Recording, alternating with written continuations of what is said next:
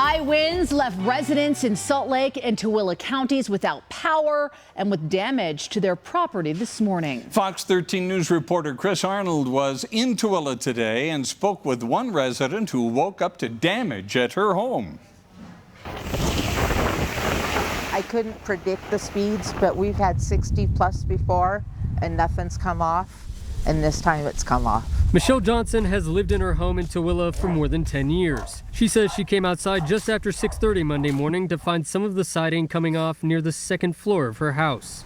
Picked it up and looked behind me and saw the 3 other long ones hanging there dangling in the wind, just slamming the house when the wind comes through. While a first for Johnson, she says it isn't uncommon to see her neighbors or those who live nearby deal with damage when the high winds roll through. Many houses have had shingles come off in the past year. Neighbors behind us had some come off a couple years ago and they've replaced them. So it's just the high winds, and I guess it's just Tooele. Others in Tooele County seeing downed trees, debris in their yards, fences, and even signs that were blown over due to the high winds. The wind partially to blame for nearly 22,000 Rocky Mountain Power customers losing power in both Tooele and Salt Lake counties Monday morning. About 6,600 in the Salt Lake area has actually been confirmed was the cause of mylar balloons.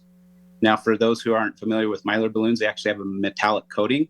And so when that metallic coating comes in contact with the lines, it trips it and it causes an outage. Those balloons, Jonah Whitesides with Rocky Mountain Power says, were pushed into the lines by the wind. These wind gusts do have the ability to push things into the lines, whether that's trees, tree limbs, or other foreign objects, which is why we put out the statement that we wanted people just to be prepared. As for residents like Johnson, got lucky.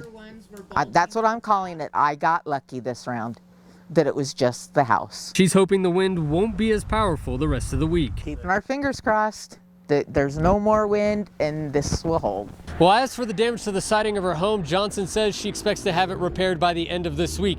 Now, when it comes to potential outages, Rocky Mountain Power is urging people to be prepared by having a flashlight, battery-powered radio, and a way to charge their phones. In Tooele, Chris Arnold, Fox 13 News, Utah.